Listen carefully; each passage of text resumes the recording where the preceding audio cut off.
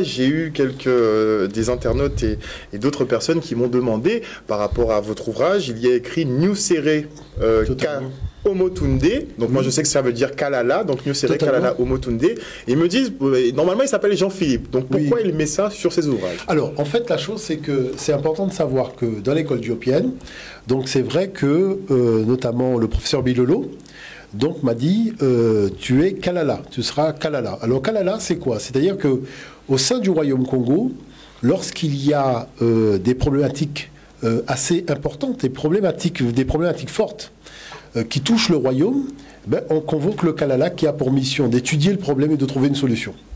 Voilà, donc c'est pour ça qu'il m'a dit tu es Kalala et tu es Kalala, point final. Voilà. Il n'y a pas de choix. Il n'y a pas le choix. Voilà. D'ailleurs, tout le monde m'appelle Kalala quand je suis dans les colloques, donc les choses sont relativement simples. L'autre nom, Nusere, c'est celui qui plaît à Dieu, qui est un nom pharaonique, parce que la chose, on ne la fait pas pour soi, on la fait pour un idéal. Vous voyez, donc c'est pour cette raison, et Omotunde, celui qui est revenu vers ses ancêtres. Alors, c'est-à-dire que c'est important parce que la démarche du nom, vous voyez, ça fait depuis plusieurs siècles que nous sommes privés de la possibilité d'avoir un regard même sur notre propre nom, puisqu'on a des noms qui découlent de la colonisation. Et c'est important de pouvoir affirmer véritablement ce que nous sommes en tant qu'individus vivants, êtres humains, par, je dirais, notre tradition qui est la nôtre, qui est la tradition africaine. Parce que ce sont les aléas de l'histoire qui nous ont empêchés d'avoir ces noms qui sont nos noms authentiques. Et je suis toujours très ravi quand je vois quelqu'un chez nous qui a pu garder son nom africain. Parce qu'avec ce nom, c'est beaucoup plus simple pour lui de remonter sa généalogie quand il est sur le continent. Voyez, et ça, c'est important de le souligner. Maintenant, il y a des cérémonies, je crois, des cérémonies. Totalement. Maintenant, ce que je constate dans les documentaires, les reportages que je vois, c'est que les uns et les autres se présentent par rapport à leur origine. Vous avez quelqu'un qui vient d'Inde, qui va intervenir, ça concerne la Guadeloupe, mais il va intervenir en disant « je suis un Indien ». Donc de la Guadeloupe, et c'est vrai que cette tradition africaine, je l'ai rencontrée en Guadeloupe. Vous avez quelqu'un qui vient de Syrie, qui va manifester le fait que oui, il vient de Syrie. Et nous, on arrive en créole, c'est-à-dire on vient de quelque part qui n'existe pas. Vous voyez, toujours cette définition venant de l'autre, alors qu'il s'agit quand même de prendre racine. Vous voyez, et pour prendre racine, il faut prendre racine dans du concret. Nous venons du continent africain, qui est le berceau de l'humanité, mais aussi le berceau de la connaissance scientifique. Et ça, c'est important de le souligner.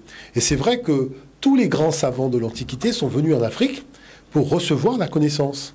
Vous voyez? Et la chose, c'est qu'aujourd'hui, on doit pouvoir se laver, je dirais, des problématiques psychologiques nées de la période coloniale pour pouvoir se présenter simplement comme nous sommes, sans rentrer, je dirais, dans les arrière-pensées coloniales. Il faut maintenant, je dirais, tirer un trait avec toutes ces choses-là et voir les choses avec beaucoup plus de, je dirais, de rigueur et aussi de pragmatisme. Parce que c'est faire preuve de pragmatisme que de dire que nous sommes des Africains de la Guadeloupe.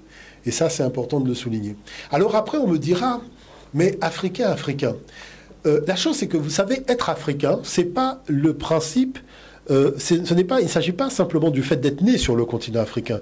Il s'agit d'un idéal. La première des choses, c'est d'affirmer que l'Afrique a un avenir. Et un avenir qui sera vraiment placé sous la responsabilité des Africains. Ça, c'est la première chose. La deuxième chose, c'est le rapport avec l'univers, le rapport avec la création.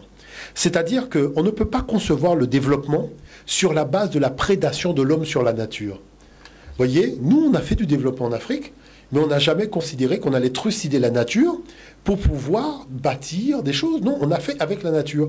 Et c'est pour ça que quand vous regardez l'architecture prend les formes de la nature. Les colonnes ressemblent au papyrus. Vous voyez, donc c'est-à-dire que c'est important de comprendre ça. Parce que la nature, elle est à l'intérieur de l'homme et elle est à l'extérieur de l'homme.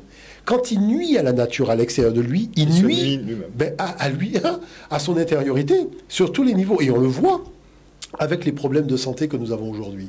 Donc c'est important de rebâtir cette relation. Maintenant, on nous dit l'animisme. Mais vous savez que tous les scientifiques de la planète vous disent que sur une planète où il y a des animistes, on ne risque pas des problèmes de pollution, on ne sera pas confronté à des problèmes de détérioration des cycles, voyez, au niveau du fonctionnement intrinsèque de la nature. Tandis que dans les autres visions où on doit dominer la nature, alors ça c'est assez extraordinaire, comment l'homme peut-il dominer la nature?